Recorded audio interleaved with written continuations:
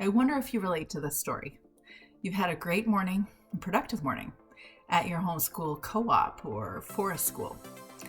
So you're chatting with other moms all morning, the kids are occupied with their activities, with different interesting things that they do with other kids.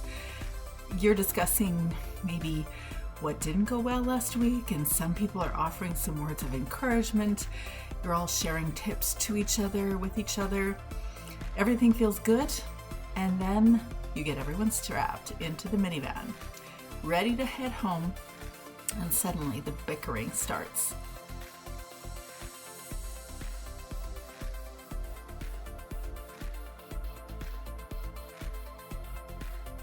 Overstimulated, hungry, frustrated.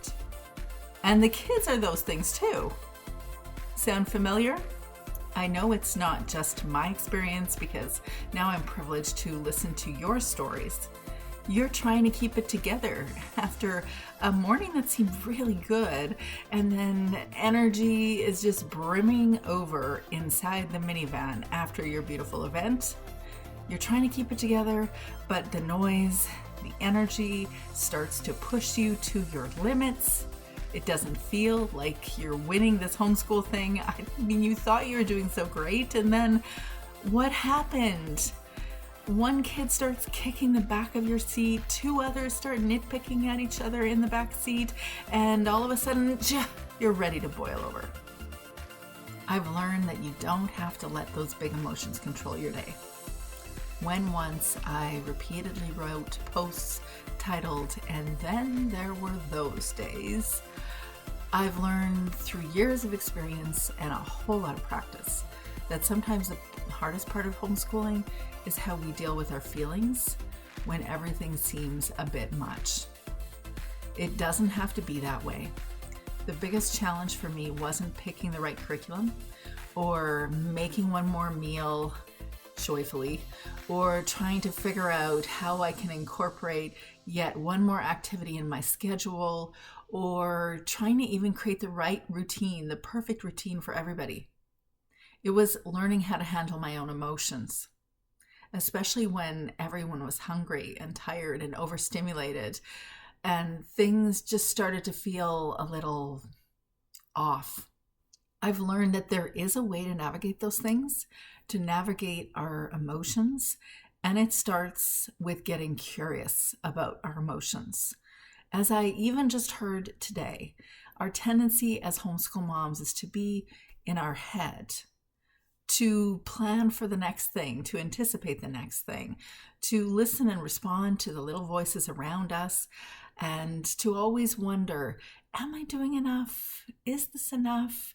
Questioning ourselves in our heads. When I feel overwhelmed or angry, my practice now is to excuse myself, to head to a quiet place. Most typically, it's on the veranda.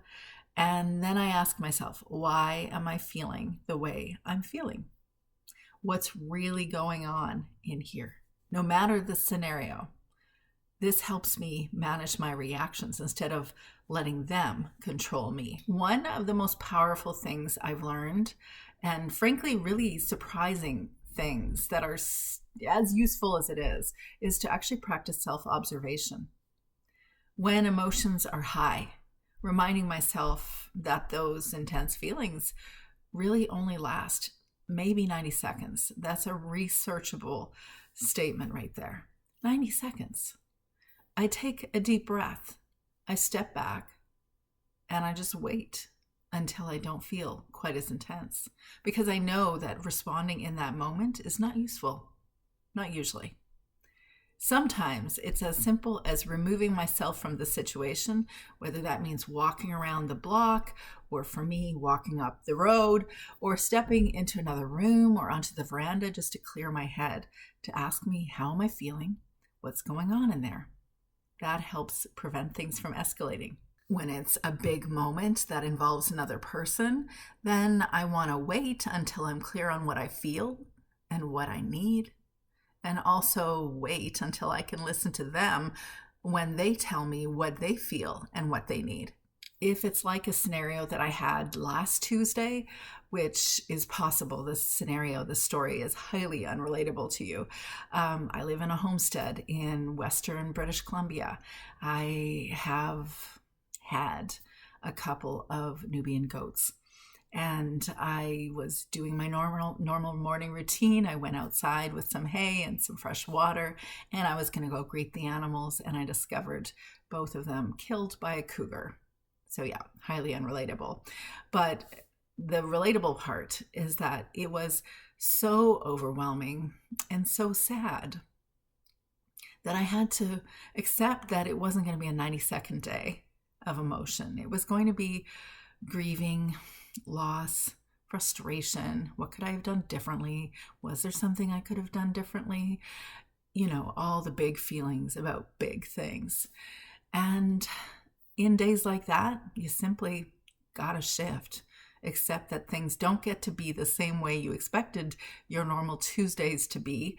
And you actually just need to stop and do whatever feels good and right and helpful in that moment. But since most days aren't like those days, and most days involve a relationship squabble, or most days involve some frustration over complaining or bickering, or, you know, some sort of energy between the kids, or maybe it involves just you and your expectations unrealized. If it is about you needing to get things done, or you have unrealized expectations for the day, then maybe you need to sit with your frustration and write it out in a journal. Write out what you expected. Write out what you'd hope for. Really, use your journal as your coach. What were you expecting to happen that day, and what didn't? Is it going to matter in 5 years? Our goal is to address our emotions honestly, openly, and with acceptance. I know it might feel like anger or frustration is something that we need to avoid, but that's not going to happen. Anger and frustration, or interruptions in our homeschool days, or unrealized expectations, that's all a natural part of the homeschool mom life. That's actually all part of a real human's life. Both you and your kids are learning to manage your emotions. And sometimes your day timer just is not going to give you what you want. And that's okay. There will always be another day. Instead of seeing disruptions or interruptions or unrealized expectations as failure days, I've learned to practice self-compassion, treating myself with the same kindness that I would extend to a friend going through the same thing. If you were to come to me and say, I've had a really hard day, I was so overstimulated, so overwhelmed, stressed by you fill in the blank, I wouldn't say to you, geez, and then you lost your temper? Like, what? Why would you do such a thing? I wouldn't do that. I wouldn't talk to you like that. I would say, I'm really sorry. I've been there. How can I help you? How can I support you? What do you need right now? Let's create an action plan so that you can practice not showing up in that way if that's not what you want. Be to yourself the same way you would be to your friend.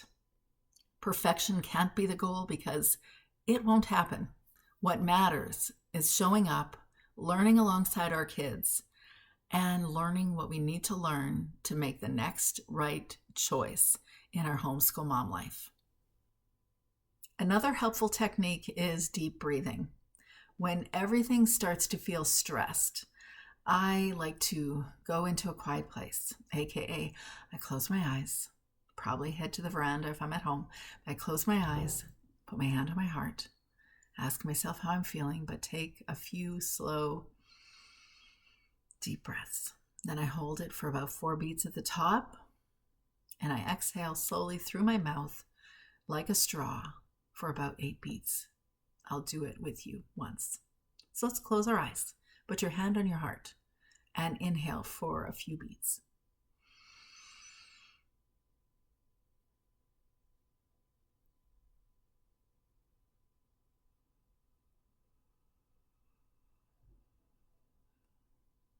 If you can repeat that 3 times, you'll notice that you feel in your body, you feel a whole lot more calm because you just stimulated your parasympathetic nervous system, which is like a brake to the car. It slows the systems down. It's an effective tool to help you feel more present and at ease, even when you're stressed.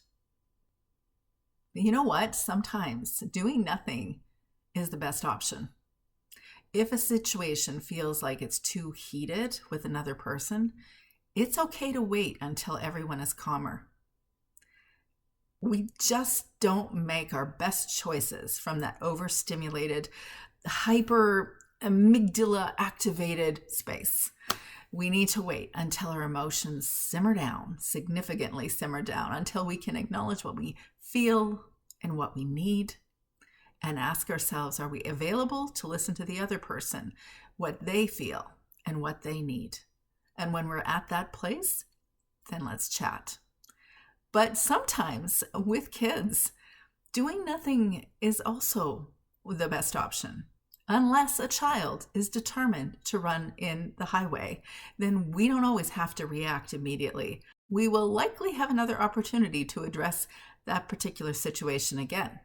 Most situations don't require immediate action, and most situations benefit by having space, emotional regulation before you begin a conversation. Journaling is like my inexpensive self-coaching tool. There's a reason I've designed so many journaling workbooks. In fact, when I first began designing them, it really was intended as a tool for various coaching clients who I knew would benefit from becoming introspective and asking themselves a question or two a day and commenting for themselves what it was they were really experiencing or feeling or thinking. And so gradually, it took me a solid probably 2.5, 3 years to realize what it was I was creating. I was creating these journaling workbooks because I knew they worked for me. Me asking myself questions, getting clear on my thoughts and my emotions and the scenarios that triggered me, my emotional climate, and definitely my patterns of reactivity.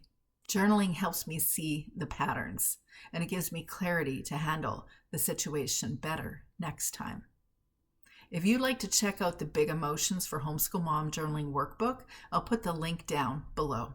If you've been struggling with big emotions, either yours or your kids, and you feel like you're losing your mind in the process, I want to invite you to take a step toward a more present, more intentional homeschool experience.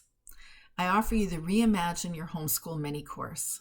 It's a mini course packed with strategies and mindset shifts to help you navigate the big emotions in your home, to help you build resilience and find a feeling of balance, a balance between your needs and your kids.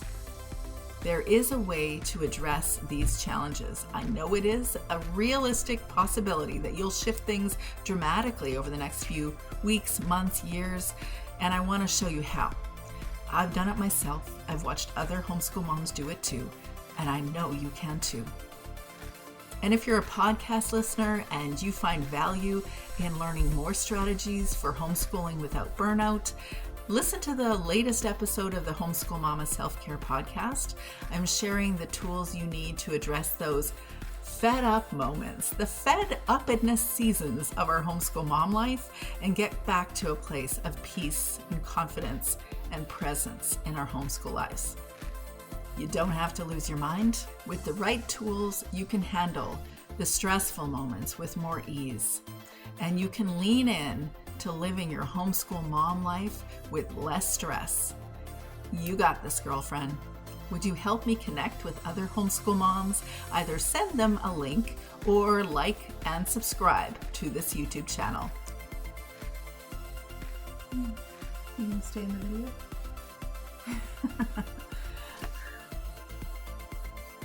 This is Violet. Her first time on YouTube. And she's gone. Most of her.